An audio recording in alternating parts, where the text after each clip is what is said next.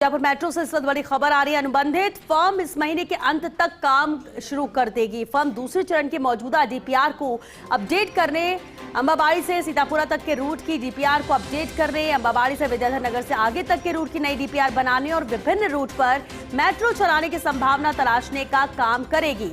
Jaipur metro की ओर से इसके लिए जारी की गई थी निविदा और इस निविदा में 2 फर्मों के प्रस्तावों का तकनीकी अध्ययन किया जा रहा है। वित्तीय निविदा खोलने का काम अगले हफ्ते तक पूरा करने का लक्ष्य भी है।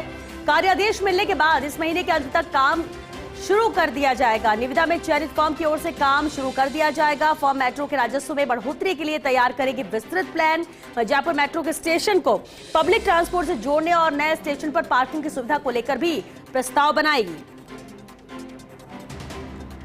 और चलिए एसोसिएट एडिटर अभिषेक श्रीवास्तव हमारे साथ जुड़ चुके हैं। अभिषेक, ऐसा कहा जा रहा है कि फर्म दूसरे चरण की मौजूदा डीपीआर को अपडेट करने के साथ साथ कई ऐसे काम है और जो काम है दूसरे चरण का वो भी इस महीने के अंत तक शुरू कर दिया जाएगा। किस तरह की प्रक्रिया रहने वाली है? देखिए श्वेता, जो निविदा जयपुर मेट्रो ने जारी की थी जिसमें 2 फर्मों ने भाग लिया है और इन दोनों फर्मों के प्रस्तावों का तकनीकी रूप से अध्ययन किया जा रहा है। उसके बाद इनको फाइनेंशियल बिड खोली जाएगी इनकी और उसके बाद जिस फर्म की रेट कम होगी उसको ये वर्क ऑर्डर दिया जाएगा। और ये जो फर्म है ये कई तरह के काम करेगी।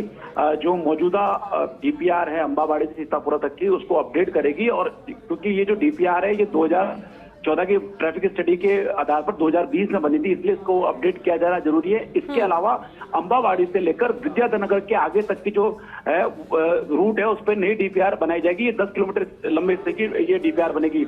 इसके अलावा विभिन्न जो रूट्स हैं उन नए रूट्स पर मेट्रो चलाने की संभावना देखी जाएगी कि इन रूट्स पर राइडरशिप क्या इतनी है कि मेट्रो चलाई जा सकती है।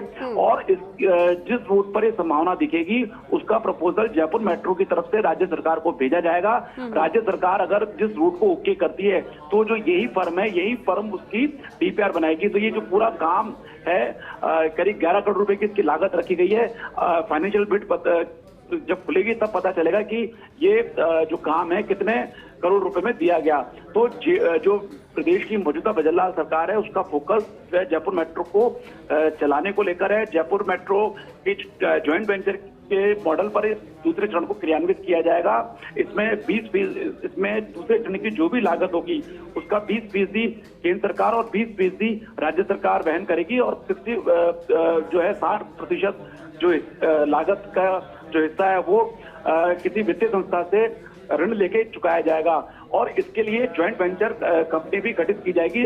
पिछले दिनों कैबिनेट की मीटिंग हुई थी, उस मीटिंग में ज्वाइंट वेंचर के प्रपोजल को अप्रूव किया गया और इसको केंद्र सरकार को भेज दिया है। वहां पर भी केंद्रीय जो कैबिनेट है वो इस पे अप्रूवल देगी। उसके बाद बराबर की भागीदारी के साथ जो है इस संयुक्त कंपनी का गठन होगा जिसमें जेडीए और राज्य सरकार के राज्य सरकार और केंद्र सरकार के अधिकारी शामिल होंगे। और ये जो कंपनी है ये कंपनी आगे जो दूसरे चरण को किस तरह से एग्जीक्यूट करना है उसका सारा काम ये जो ज्वाइंट कंपनी है ये करेगी। और प्रथम चरण में जो अभी मेट्रो चल रही है उसका भी ऑपरेशन एंड मेंटेनेंस का काम यही ज्वाइंट कंपनी देखेगी।